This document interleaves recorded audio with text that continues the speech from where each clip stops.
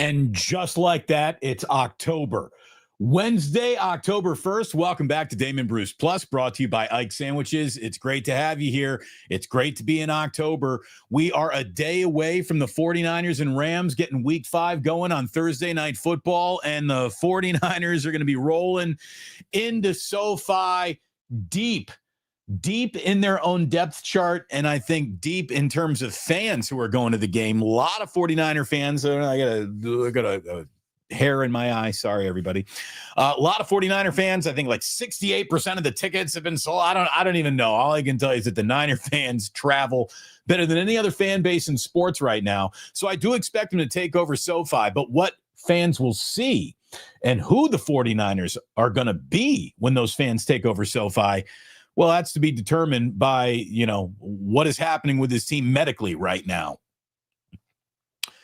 Your wide receivers tomorrow night in Los Angeles, 49ers fans, could be the following: Kendrick Bourne, Demarcus Robinson, Sky Moore, Russell Gage, and Marquez Valdez-Scantling.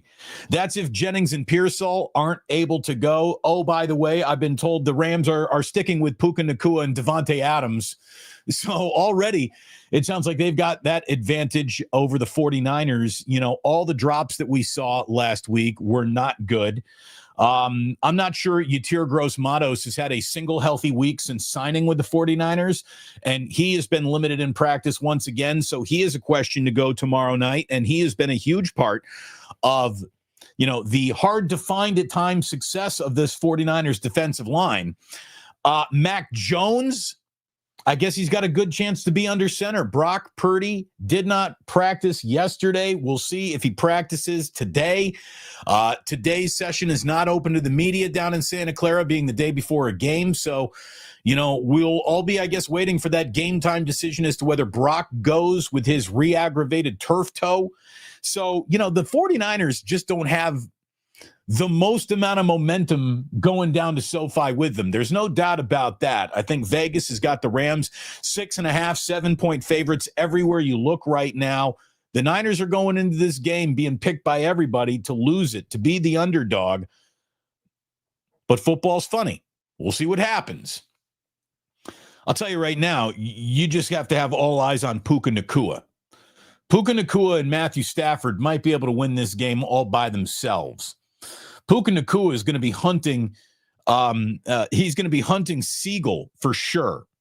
He is absolutely going to be hunting rookie Marquise Siegel, who I think we all like, and he's a rookie, and everybody's happy that he's here. But other teams have seen on tape that's where you attack the 49ers secondary, and he has been attacked. He has given it up right now.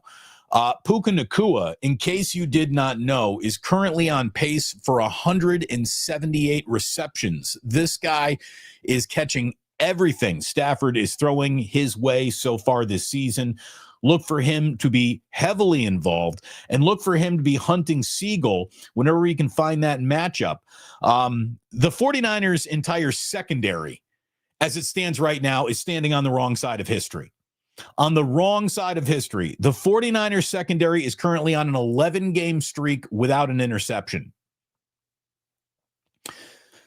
A Nick Bosa-less defensive line isn't exactly going to speed up any quarterback throwing into that secondary. This, by the way, is tied for the longest interceptionless streak any team has had since 1940. So if the 49ers do not pick off Matthew Stafford tomorrow night, they will be the least intercepting secondary the NFL has seen in a really, really, really long time. Again, Marquise Siegel right now is just being baptized by a league that is quickly learning to pick on the rookie. Siegel has allowed 16 of 18 targets to be completed for 198 yards, 2 touchdowns. NFL Pro Stats says that on downfield passes of 10 air yards or more, he's allowed 7 of 7 completions for 153 yards and a touchdown. In other words, every time you throw at Marquise Siegel, you basically have success. And as soon as teams start seeing that, again, all these coaches are just copying what works for other NFL teams. There's been an awful lot of success for opposing offenses throwing at Marquise Siegel, and you can expect Stafford and Nakua and Devontae Adams to be testing that all game long tomorrow night. That's going to happen. What I hope happens is when you are thinking of what you're going to do for lunch today, if you're thinking of what you're going to be sitting down and eating tomorrow while you're watching a little 49ers on a Thursday night, check out Ike of Ike Sandwiches. See this guy right here? That guy right there, that guy comes up with the tastiest sandwiches on God's green earth, and that's why Ike's has got over 120 locations now. It is growing throughout the United States. If you're on the West Coast, you already know the legend. Hopefully, if you are somewhere in the Midwest, the East, the legend is getting closer and closer to you. Ike sandwiches are fantastic. Make sure you sign up for that Love Rewards program. When you do, you get a free sandwich when you sign up. You get prizes with every purchase, chips, drinks, all the good stuff that you could possibly want. And we are arranging some Ikes to be delivered to the Dubliner West portal when we're all there this Saturday. If you're in the Bay Area, if you're in San Francisco, I hope you can join me and an awful lot of the people whose comments you're reading in this chat right now are going to be there at the Dubliner West portal Saturday. We're starting at 4:20. We're going to be watching some college football. We're going to be hanging out. If you got any vinyl you want spun, bring it. We're spinning vinyl. My man Jude's bringing the coffin. So we're going to have some serious fun. And I hope you plan on coming out this Saturday and hanging out with us. It's going to be an awful lot of fun.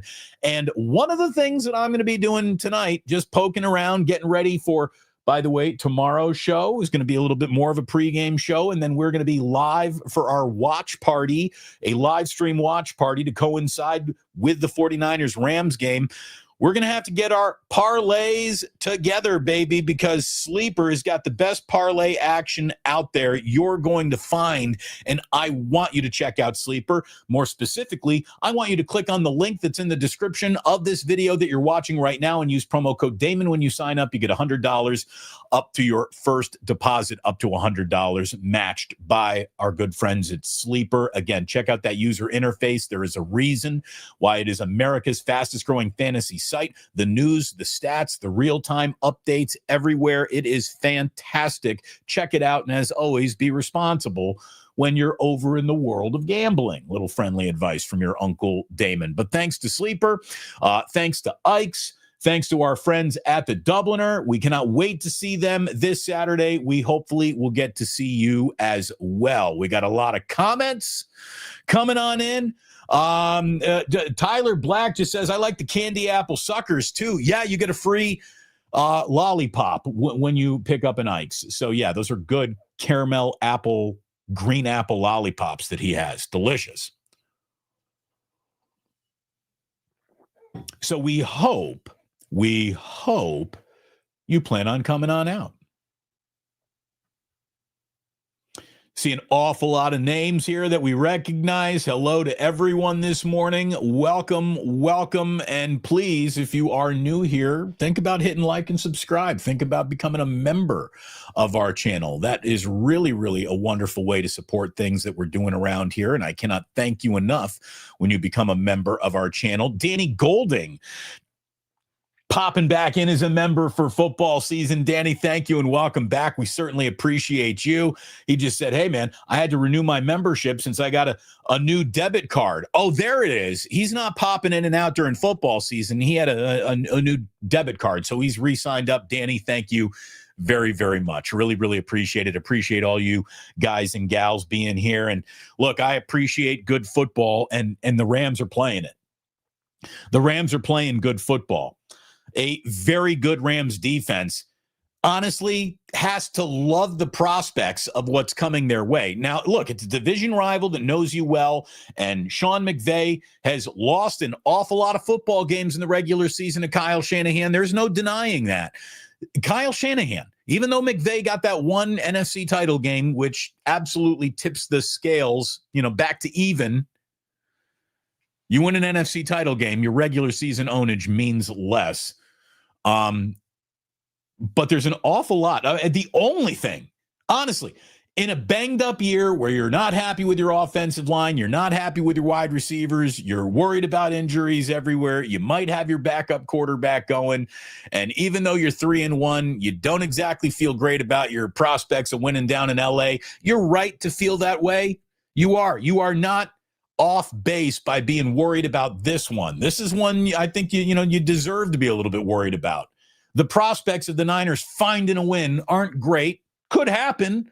Just not great. The best thing the 49ers got going for them, and to some of you, this won't be reassuring at all because you don't believe in Kyle Shanahan very much, but Kyle Shanahan's regular season record against Sean McVay, he's 10-4. He's 10-4 in the regular season against Sean McVay. So, I believe Mike Krukow would tell you that's some serious ownage, which it is. But that might be all the 49ers really got going for them. Did you know that this Rams defense right now is second in the NFL in sacks? They've got 14 sacks already. They get after it. Backup wide receivers. 49ers are rolling down to SoFi with backup wide receivers being a big part of this game plan. Let's see if Jennings and Ricky Pearsall are able to go. If they're not, again, you got the poo-poo platter of 49er backup wide receivers playing in this game. It might be Mac Jones over Purdy. You got a defense that didn't even bother hitting the quarterback that it played against last week. For the first time in a decade, the ground game has essentially vanished. Again, backups everywhere. It's like Adele. You're rolling in the deep. You are deep in your depth chart. Deep. It's not great. But football's a funny sport. Football is a funny sport. And I'll tell you,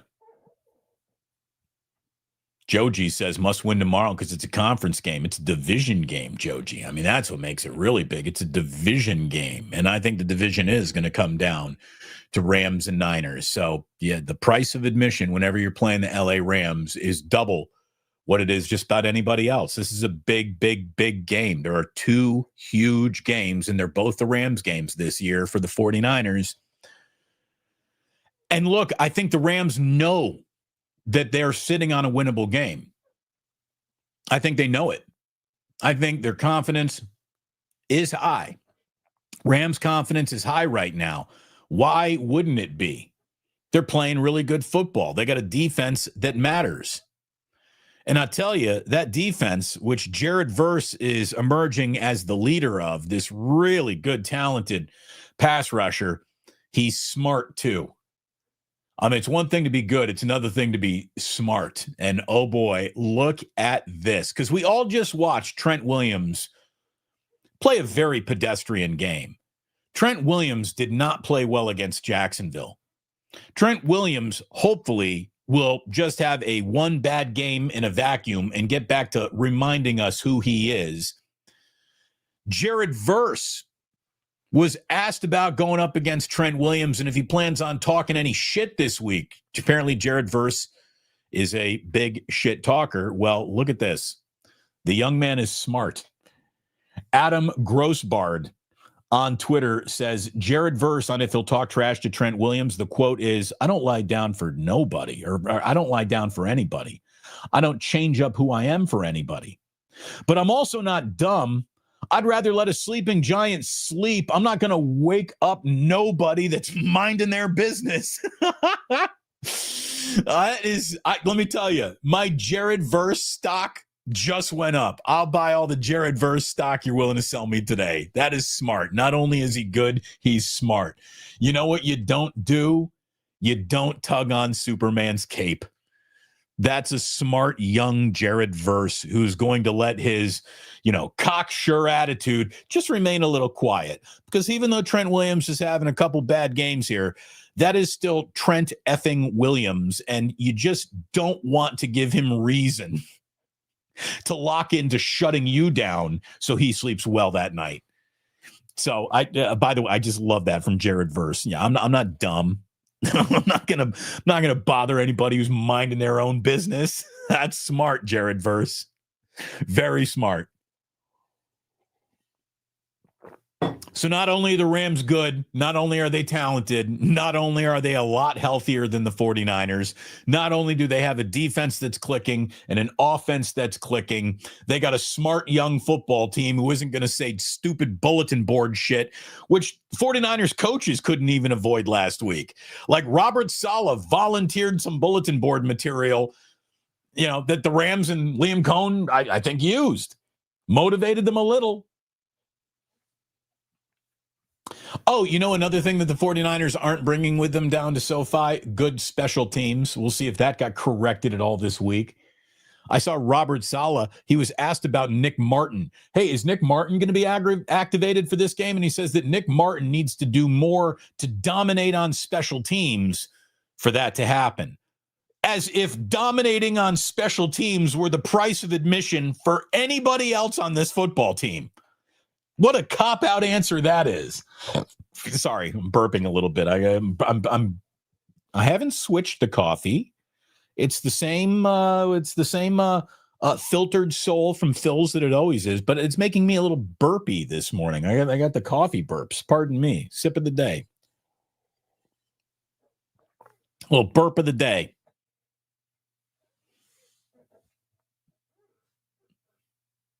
Where was I?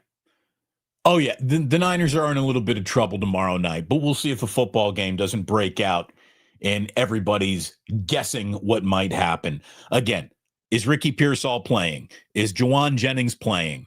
Is Brock Purdy playing? Is Yatir Gross-Matos playing? If the answer is yes all around, I like the Niners' chances a whole lot more than I sit and look at them right now. It's a big test. Our first super of the day comes from Mr. Positivity himself, Joseph Ernberg. Joseph, always thank you very much. He says, win or lose, hope everyone just has fun. Niners 24-10. There you go, Joseph. There you go. Instead of putting the negativity out in the world, he's going positivity out in the world. I can actually feel the sarcasm in that super chat. But I thank you, Joe. And I hope you're right. I hope you're right. There you go. 49ers red zone. Just, Ernberg chalking up one.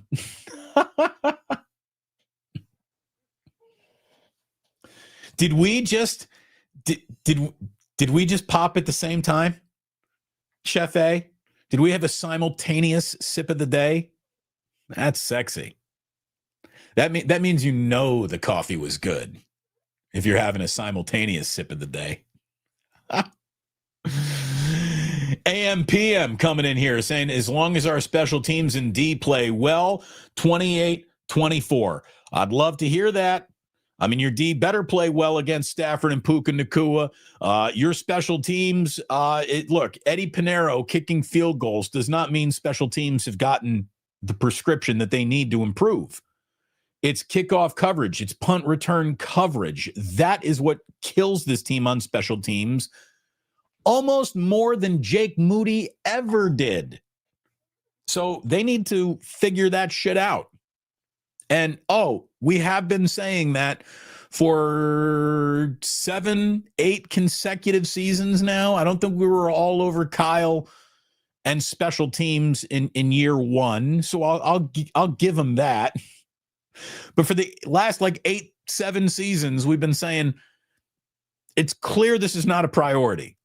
And it needs to become a priority because it's one of the fastest ways to step on your own dick every single football game. And the Niners, they can get to some serious dick stepping if when they want to. I mean, the Niners really do, I think, as much as any team in football, shoot themselves in their own foot by not addressing their offensive line year after year after year after year and not addressing special teams year after year after year. Well, you could say they've addressed it. They brought in new coaches. They brought in new players, but it ain't working.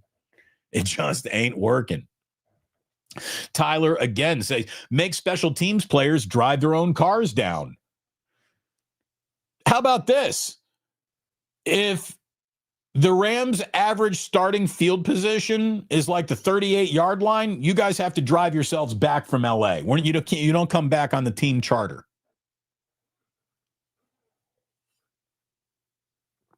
It is just nuts. Nick Martin can't play until he's dominating on special teams.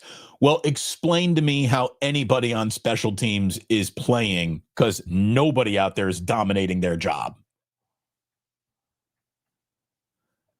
Angel Mario says, are you going to the game? I would love to buy you a shot. I would love to be going to the game. I wish I were going to the game tomorrow night. I'm dying to see SoFi Stadium with my own two eyes. I really am. But I will be hosting our live stream watch party from right here, so I won't be at the game. And these live stream watch parties are so successful for the channel. I wonder if I'll ever actually be at another football game again. These live stream watch parties are the biggest audiences we gather all week long. So I'm crazy to not do them. I keep on saying I don't know when I'm going to be taking my boys to football games because daddy's got to work during these football games. We'll figure it all out. Don't feel bad for Jack and Ozzy. We watch a lot of Monday Night Football. We watch a lot of college football together. Damon, we need an in-stadium live stream. Yeah, I think you're going to have to talk to some lawyers for that to happen. The NFL is very onerous over what can come out of their stadium during a broadcast that isn't being broadcast by Fox. So I don't think that would be allowed. But thank you.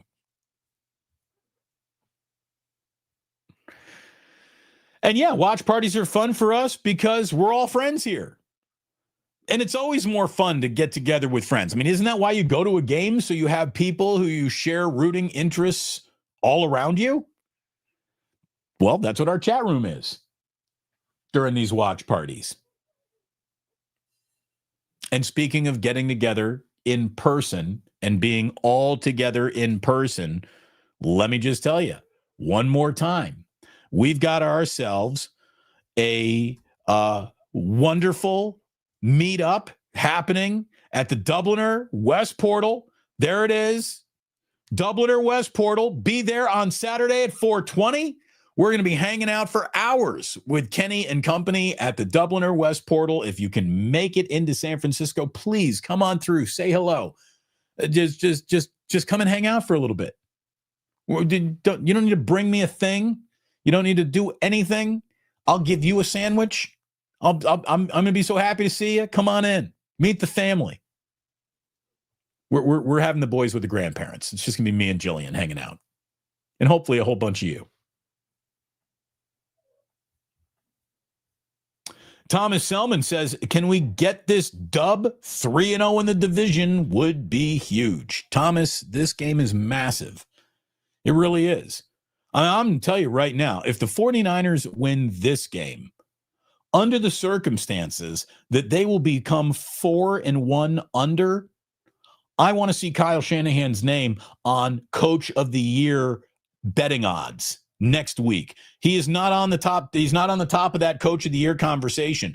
I don't want to hear that, well, the Niners are so talented and Kyle's so respected. He doesn't get Coach of the Year consideration anymore. They were a 6-win team last year, and they're about as banged up almost this year as they were last year. And if he's seriously 4-1, I want to see Kyle's name put in that Coach of the Year conversation. I do.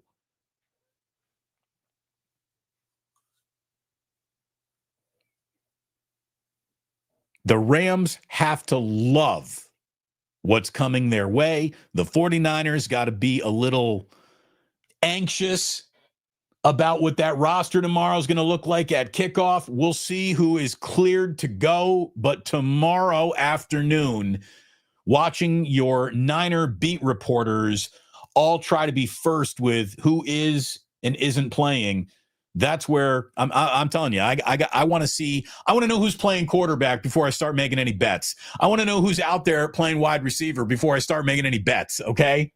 So we need this information. We need this information.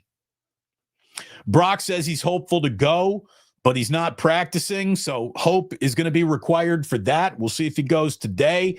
Christian McCaffrey, by the way, I just really hope he's able to stay healthy. This guy he's leading the NFL. He's got 100 touches on the season. Already, he's touched the ball 100 times, leading the NFL with 100 touches. And I'm telling you, the vast majority of those touches now need to come in the passing game, because they're just running Christian McCaffrey into his own demise in this running game. This ground game has to open up. And since Christian McCaffrey is being asked to solve every fucking problem this team has right now offensively, I don't think you got to put this one on him too.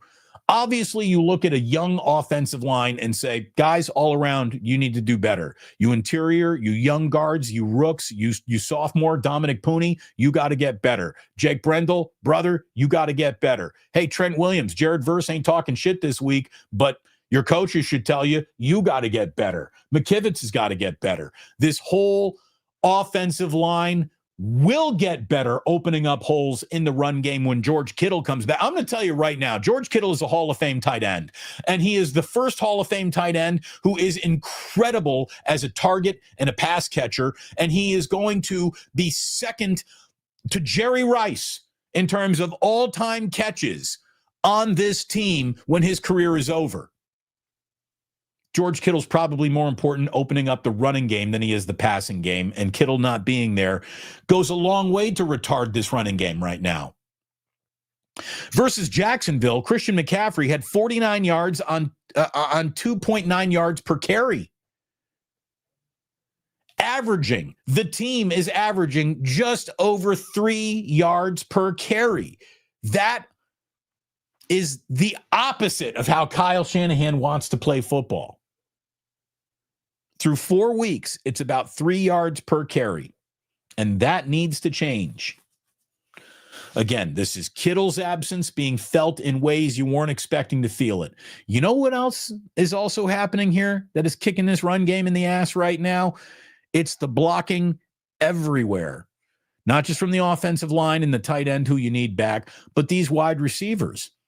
You know how good Brandon Aiyuk is at run blocking as a wide receiver? There is a correlation between Brandon Aiyuk ain't out here and this running game ain't clicking like it used to. There is a correlation there that we have been pleasantly ignoring. I think Juwan Jennings has been banged up all year and hasn't been right a single day yet. And he is also outstanding as a run blocker downfield and hasn't quite been that yet this year. It is, it's when it comes to opening up the running game, it takes a village. It's not just your offensive line. It takes a village. And right now there are too many villagers not out there getting it done. We'll see how many of these villagers are going to show back up this week.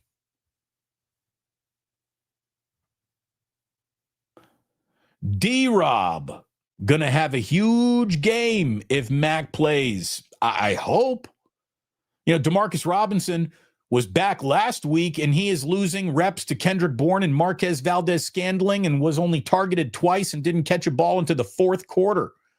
I want to see Demarcus Robinson targeted on the first 3 plays of this fucking game.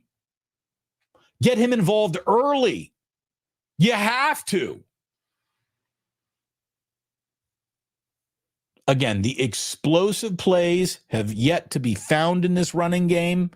Just average plays have yet to be found in this running game. And you can't just keep running Christian McCaffrey into tackles behind the line of scrimmage. Line him up at slot receiver and think about leaving him there for a little while.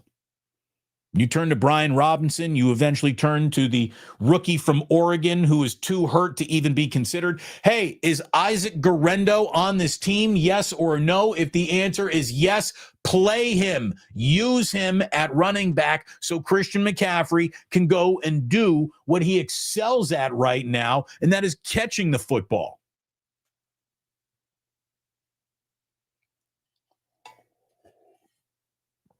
It needs to happen. It needs to happen.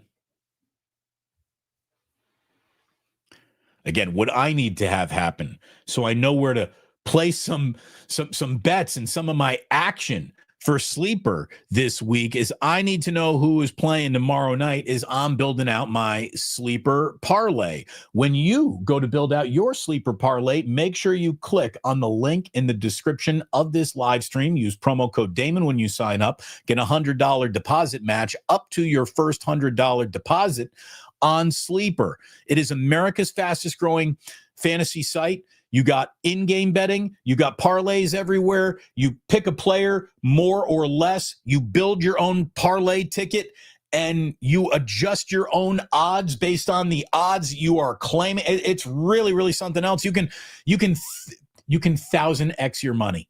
You can. You're going to have to hit a big parlay to do that. But it's an awful lot of fun. Be responsible over on Sleeper, and thanks to them for being a great sponsor here on Damon Bruce Plus this season. It's great to have you here. Thank you very much for supporting the show by being here. A couple more NFL things to let you know about this week. The Commanders are getting their quarterback on Sunday. Jaden Daniels has been cleared to play. He hurt his knee against the Packers in a Week 2 loss and will be back against the Chargers on Sunday. So after the 49ers and Rams vacate SoFi Stadium after their game on Thursday, the Chargers are playing a home game at SoFi, and we will see Jaden Daniels back under center. The Cleveland Browns, by the way, have reached the end of their Joe Flacco experience this year. We knew it wasn't going to last very long. For those of you who said, well, Shedeur Sanders, next guy up, nope. Rookie Dillon Gabriel is the next man up for the Cleveland Browns. He will be starting for them in London against the Minnesota Vikings. So Dillon Gabriel will be up after Joe Flacco. It finally happened yesterday. Oh, my God, our long national Jonathan Kuminga nightmare came to a close. Thank goodness. I really was so sick and tired of that. I am so sick and tired of it. Wait, hold on here. Wait. I've come to the conclusion our creators are so trash, not talking to Damon or Larry or Grant. Well, I don't know who you're watching. We're not here to cut the legs off of anybody, so we seem taller. But all I can tell you is I think there is a clear and obvious difference between the world of content creators that have come here from I covered sports professional background and a whole bunch of people who just have the internet, who all have a voice in the game and are all fans and, come up with good observations too. But there's a difference between, hi, I'm a pro who used to do this for real and was paid hundreds of thousands of dollars to talk sports for a living, and now have to do it over here because they can't afford to do that anymore over there. And that's why I'm over here. And I think that there is a clear difference between those who were pros and those who are amateurs. So I think that's what you're looking at, but it's fine. It's fine. All I know is that there's plenty of YouTube to go around. Nobody's muscling me out of any, gigabytes of data so their videos can be out there too. And the way I look at it is if you're interested in a topic, you're going to keep clicking around until you get, who you like on that topic. And hopefully YouTube's algorithm eventually brings me to you or you to me, however that works. Like and subscribe. I can tell you that'll go a long way to you getting better 49ers content. You hit notify and you won't miss a thing.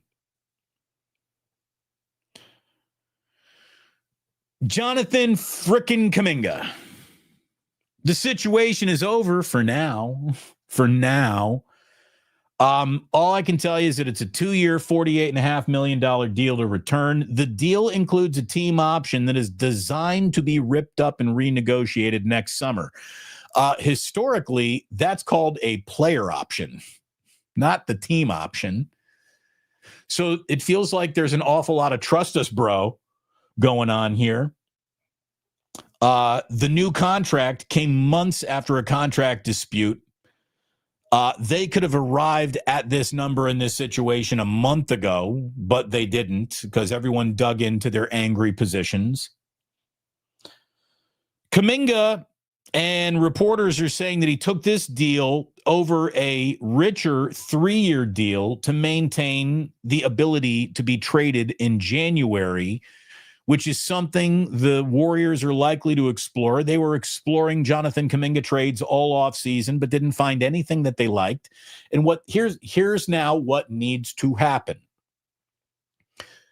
Steve Kerr better figure out a way to play Jonathan Kuminga early and well, because that is either going to redefine who he is to the Warriors and it's kumbaya and he stays and it's good, or he's going to turn himself into the valuable trade piece that allows you to conduct business that seems, I don't know, anything other than abnormal around Jonathan Kuminga. So the better Kuminga plays, the better it is for the Warriors in real time, the better it might be for the trade that could come later on, the better it might be just for the overall feeling around this team. It's just weird. And I don't need any daubered down hangdog bullshit going on from a guy who's like, hey, man, I'm being dropped from playoff rotations and I'm not happy at all. Steve Kerr has, I'm sure, several things he thinks he needs to do as the head coach of the Golden State Warriors. The truth is the system is basically installed. Jimmy Butler, Steph, and Draymond know how to run it. Seth Curry being in the room for the first time, that's kind of interesting. We'll see how Al Horford and DeAndre Melton, who was with this team for a little bit last year, he should be able to get his sea legs back again. So as I look at what the run-up of this season is for the Warriors, it's real simple. Steve Kerr, make peace with Jonathan Kuminga and pretend to like him, pretend to have figured it out between now and the trade deadline. And on the way to pretending, maybe you actually start. On the way to pretending that Kuminga is the right player, maybe he actually turns into that. You know, he's been raw, he's been underdeveloped. Eventually, you know, what Kaminga's promising the NBA is eventually my hand is going to find the switch on the wall and I will flip it and I'm going to be awesome at this. He's still young enough. He's still, I think, been in an odd situation enough to not give up on him. How the Warriors could be walking away from young, can function in the NBA talent at this point in their aging team's story, I don't know how that makes any sense at all. And, you know, if you're saying, well, what you can't do is surround the Warriors with guys who aren't ready to go. Well, that's what they did years ago with Jonathan Kuminga, and he's been in your system for so long. He should be ready to go now, Steve Kerr. You know, you can't label Kaminga as the raw young guy who just doesn't quite fit anymore. If he doesn't quite fit, that is, the Warriors are guilty of that as well. I guess now that media day's over, but business can actually be transacted, we will get to know Al Horford and DeAnthony Melton. We'll be meeting with the media at some point here. Seth Curry, it's really weird. Seth Curry can start training camp with the Warriors, but then can't be signed until about a month in after he gets waived. So they stay under the second apron. And now we're talking about aprons. And I fucking hate the NBA when it becomes a math problem. I really do. I hate the NBA when it's about math. I just don't like math.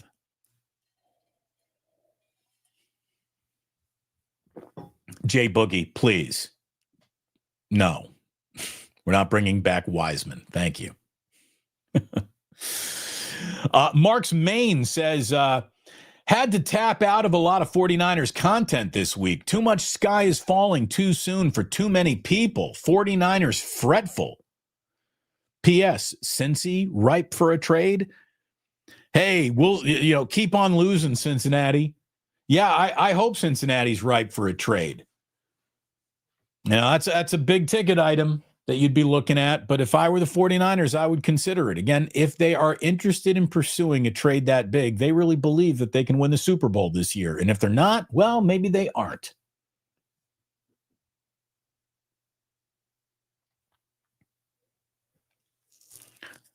Yeah, look, the team is hurt. That offensive line is underwhelming. The defensive line just had its most underwhelming game in a decade. The entire secondary can't find an interception at all. The ground attack has been thoroughly unimpressive. Christian McCaffrey is being overused. Important players, because they're always hurt, are underused. And a lot of the juju around the 49ers ain't great right now. Having said all of that, 3-1 in first place. Right? I mean, there's something to be said for being 3-1 and in first place, with a chance tomorrow night to be in sole control of first place with a 3-0 record in the NFC West if they beat the Rams. And I'm just going to tell you right now, as much as it looks like the Rams are ready to beat the Niners this week, division rivals always turn what you think a predictable game is into something that becomes unpredictable. You know, there is some, there's weird things happen against division rivals. Something weird happens against an eminently beatable Arizona team. Every single time the Niners are like loaded to have a good year, Arizona out of nowhere beats them. Why? How? I don't know, but it happens. So, again, every team in football, in any game you'll see on the schedule, as soon as that coin flips and they know who's, receiving or deferring, every team in football has got a puncher's chance. Now, you might quickly in a game show you ain't going to throw that punch today, but you never know. We just watched the Cleveland Browns throw 0 punches at the Green Bay Packers through 3.5 quarters of football, and the Packers are really good, and the Browns are really bad, and the Browns won that game. We just watched a lot of people think they could go to the Super Bowl. Justin Herbert, as good of a young quarterback as there is, Jim Harbaugh, totally entrenched as the Chargers head coach, go into New York. The Giants watch Malik Neighbors go down with a torn ACL, lost to the entire year. Brian Daboll is a sputtering head coach, insecure in his security, with Jackson Dart starting his first ever game. There's no way the Giants are winning that game, except they did. So don't tell me the 49ers can't get this done. They absolutely can get this done. But I also think it's right handicapping to say, yeah, they're about a 6.5 point dog in this game. How about this? It's one of those games where I would bet the Niners plus 6.5, but I don't know if I'd take it money line. I think it'll be close. Only because, look, even when the Niners are bad and the breaks are beating you, they don't get blown out. The Niners are not the victims of a lot of embarrassing final scores. Niners plus 6.5, I'll take that. By the way, in terms of, hey, go to Sleeper and make a few plays.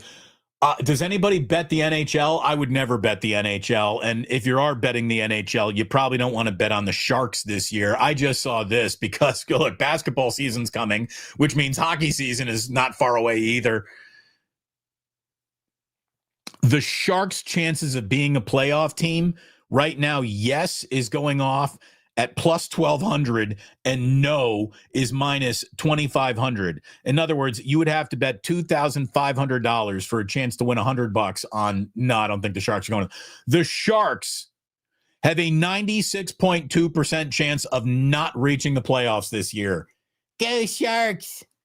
If that doesn't get you excited for hockey season in the South Bay, nothing will. There's a 96.2% chance you're not a playoff team this year. Go Sharks.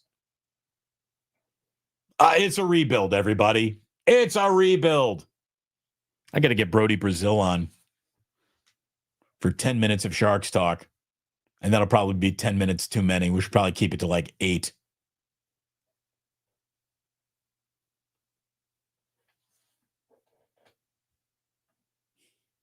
Smiley says, I lost money on that damn Chargers. Quit talking about that game. I'm sorry, man. Those bad beats are rough out there, ain't they?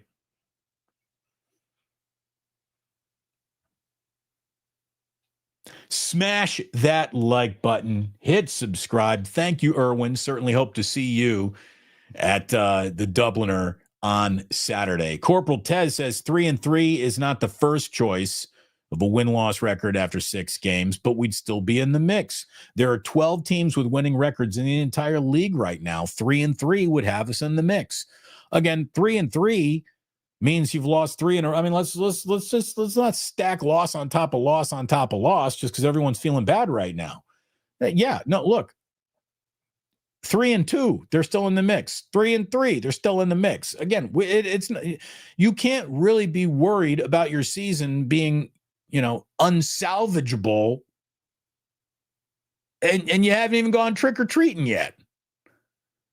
We'll worry about salvageability around Thanksgiving. There's still an awful lot of football out there. There's a lot of football to be played. That's why everyone was like, oh, man, this Jaguars game, I hate it. I did the worst thing ever. The whole season. They're done now. They're gone. Dude, it is week 4. You don't go pissing down your pants in week 4 when you're 3-1.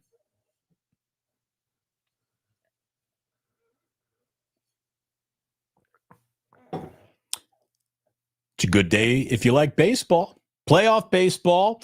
We got game 2s everywhere in all the series that started yesterday. It's the opening wild card round. So if you lost game 1, you better come back. You better win game 2. We'll see what this looks like. Cubs got a win. Bullpen hung on yesterday. Yankees looked like they were going to rally in the 9th. Didn't. You had the Reds get blown out of Dodger Stadium. Shohei hitting a couple of home runs, both of them bombs. When you get 2 home runs from your game 3 starter, you got some talent, I guess. That's interesting. Yeah, the Dodgers game 3 starter homered twice in game 1. What else happened yesterday? Oh yeah, Guardians. Guardians. We'll see what the Guardians. I think they're playing out there right now too. So I love a little playoff baseball on that screen that I got in the background all day long. Sure thing. Give me a little playoff baseball. Who can say no to that? Meanwhile, Giants better hire Bruce Bochy. You ready for that? You ready for that live stream? The Bruce Bochy's back show? We might be doing it. I don't think it's out of the question.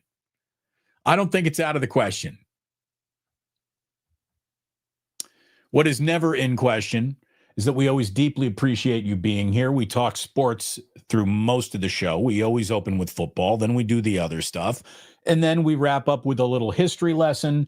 And it's officially time for us to wrap up today's show with Today in History, which always starts with birthdays.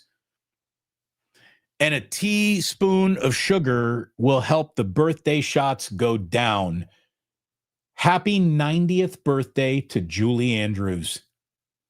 Julie Andrews, 90 years old today. Happy 75th birthday to Cousin Eddie. Randy Quaid, 75 years old today. Zach Galifianakis. How old Zach? I forgot to write down how old Zach Galifianakis was turning today. It's 40-something. Maybe he's 50-something. Hold on. Let me see here. We got to get it right.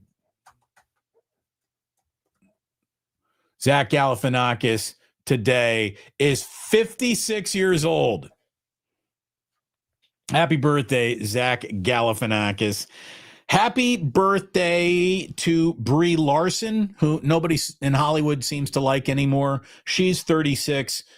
She's married to Ryan Reynolds, and apparently the both of them are kind of douchey. Livy Dune, the LSU gymnast, now Paul Skeen's girlfriend, part-time underwear model, part-time Instagram hottie. Livy Dune is 23 years old today. Happy birthday to Livy. We're going way back. to 331 before Christ. 331 BC, Alexander the Great today defeated Darius III of Persia in the Battle of Gaugamela, and that brought the fall of the Persian Empire. So, good night, Persian Empire. We hardly knew you. Today in 1843, London's News of the World began publication, one of the first big global newspapers. Today in 1908, for $825, you could buy a Ford Model T. The Ford Model T, the first car to ever roll off an assembly line, you could have it for $825, which back then was an awful lot of money. Let's see. What's the famous Henry Ford line? That you could order your Model T in any color, as long as that color was black. Couple of big home runs hit today. The first one came in 1932 when Babe Ruth famously called his own shot to center field bleachers at Wrigley Field. Whether he did or didn't, I do know he hit a home run that day, and the Yankees would go on to win that World Series. Today in 1940, the Pennsylvania Turnpike opened to traffic. That is considered the first ever U.S. superhighway, so happy birthday to highways, I guess. Today in 1949, happy birthday to China, as we kind of know China now. After most of the mainland was being held by the People's Liberation Army, their leader, Mao Zedong, basically said, hey, this is the new China, and I'm calling it the People's Republic of China, and they're going to use that in Berkeley one day to call it the People's Republic of Berkeley. So it's going to be a hit. Today in 1949. Today in 1955, we all got to know Ralph Cramden and Ed Norton. The Honeymooners premiered on CBS Today in 1955. That was like the original sitcom almost. Brilliant, brilliant. Jackie Gleason, Art Carney, brilliant comedians in the dawn of television. The Polo Ponies episode was still one of the hardest I've ever laughed as a little kid. They're talking about polo ponies. He calls them Peloponnese. Hey, wait, Ralphie, you bringing Peloponnese? Today in 1958, the National Advisory Committee for Aeronautics said, you know, NACA doesn't roll off the tongue as well as NASA does. So they changed it from the National Advisory Committee on Aeronautics to the National Aeronautics and Space Administration, NASA. Changed its name. Got it right today. I told you a day of famous home runs. Well, today in 1961, Roger Maris hit a 61st home run that would pass that Babe Ruth guy for the most ever hit in a single season. There would be an asterisk because in 61, they decided to play 162 games instead of 158 games. And we got to talk an awful lot about home runs and asterisks here in the Bay Area because of Barry Bonds. So there you go. It all started with Roger Maris today in 61. Tonight in 1962, Johnny Carson took over as host of The Tonight Show. He would become the king of late night television. Johnny Carson was the man. So we normally don't do today in history, the number one song in America was, but today's number one song in America is so unique that I wanted to tell you about it.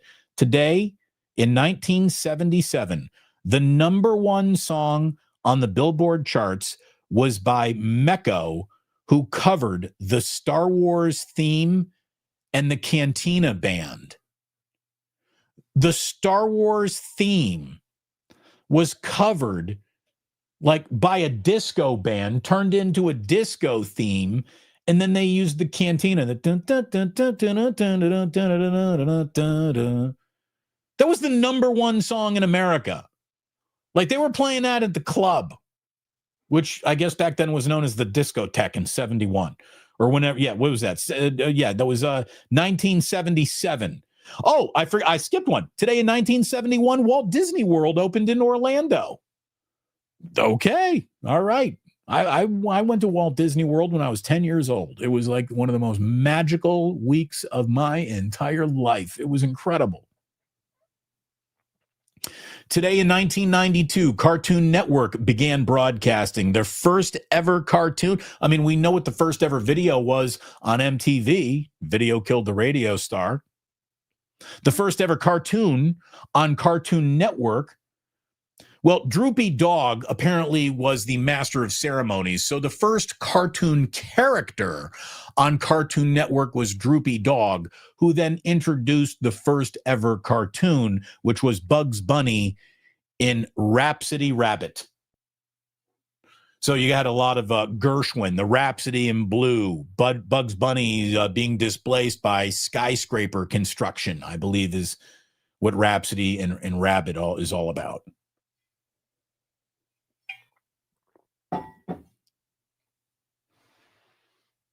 We wrap up with the very sad fact that today in 2017, and you'll remember this well from today in 2017, a 64-year-old nut job shot up that music festival in Las Vegas, killing 58 people. 58 people. He took his own life. His name was Stephen Paddock, and I hope that every ounce of his soul is burning in hell. It surpassed the Orlando nightclub shooting in 2016 as the deadliest mass shooting in modern U.S. history. That was today in 2017. So sad. Good to see that since that moment in time, we have learned an awful lot about how to protect innocent people, and we have taken radical steps to, along with honoring the Second Amendment, use common sense to make sure nut jobs have harder access to guns. Thank God we have passed so much binding common sense. Oh, excuse me. We haven't done anything. We suck at guns. There's probably a mass shooting happening right now. We got new guys driving into churches, taking out all churches, burning them, shooting them up. I mean, it's just it's a crazy world out there.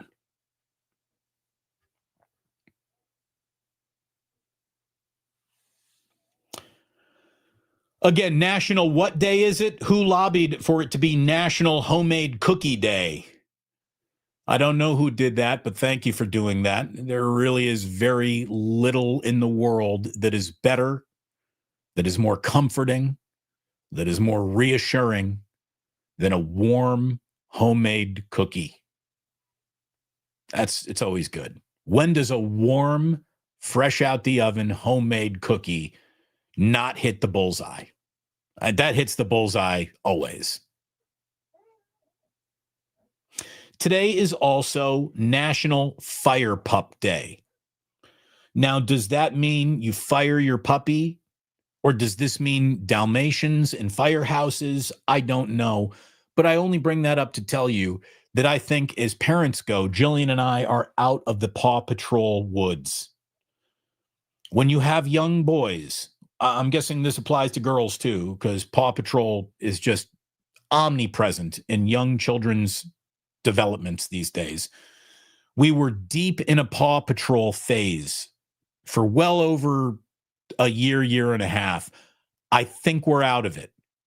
Jack moved out of the Paw Patrol phase and cares much less about that show, watching it, talking about it, playing with the Paw Patrol toys. I think Jack is out of that phase, and I think Ozzy is now out of that phase, which means we're out of the Paw Patrol phase. Thank you. Thank you, God. Thank you for getting us out of the Paw Patrol phase.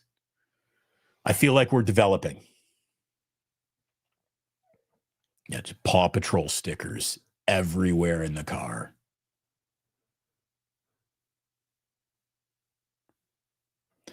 It is sad when they grow up a little bit. You know, I did.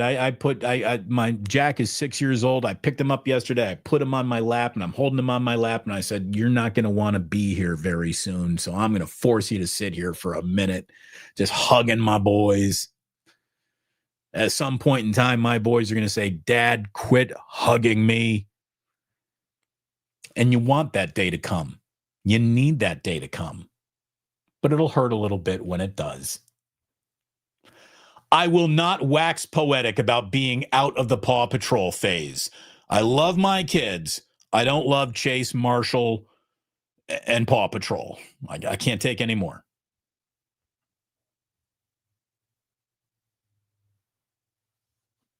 We got San Bruno Mike saying cookies with THC. Now those definitely hit the bullseye. Well, we'll see if anybody brings those to the Dubliner on Saturday. I'm sure some people are planning on being safe, and we want everybody to be as safe as humanly possible. By the way, an awful lot of love to Julie Andrews here on the chat. Julie Andrews, the freaking badass, man. There you go, Jude. Jude is going to be spinning for us, by the way. In the Mix Productions, ITMP. Jude is going to be spinning the vinyl. To the moon, Alice, to the moon. Yeah, one of the big jokes in The Honeymooners was a husband threatening to punch his wife so hard she went to the moon. But again, it was 1955. That joke landed a lot better than it would now. See, even Chef A, to the moon, Alice. I used to love it when Looney Tunes would do a Honeymooners knockoff with rodents. The Honeymooners were a knockoff Looney Tunes show.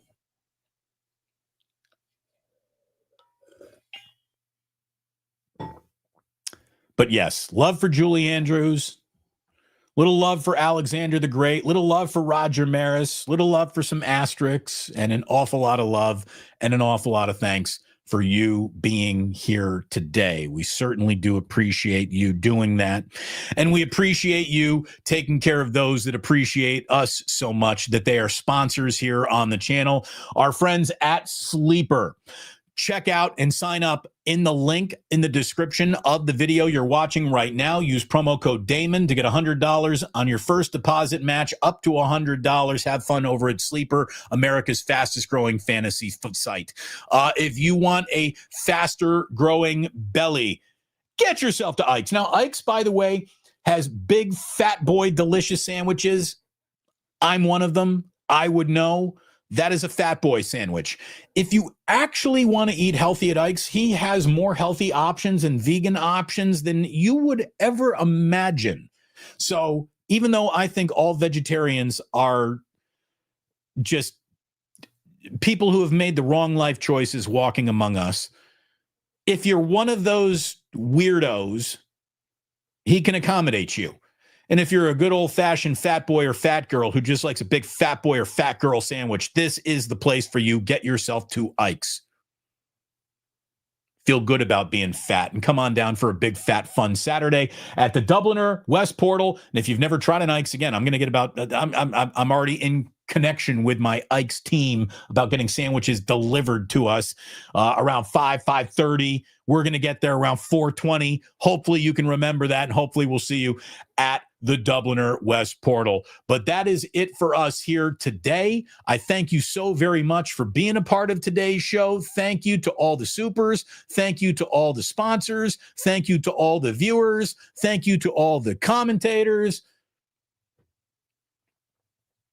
And we will be with you 11 a.m. tomorrow. By the way, Sammy Batesh called me. He can't join me on Thursday. He'll be joining me on Friday. So Sam will be by for his weekly appearance on Friday, not Thursday. We will use tomorrow's live stream at 11 West Coast to get you ready to go for the Thursday nighter, and then be back here on the Plus for our live stream watch party, Rams, Niners, Thursday night football. Meanwhile, appreciate you being here. Thank you very much. Sports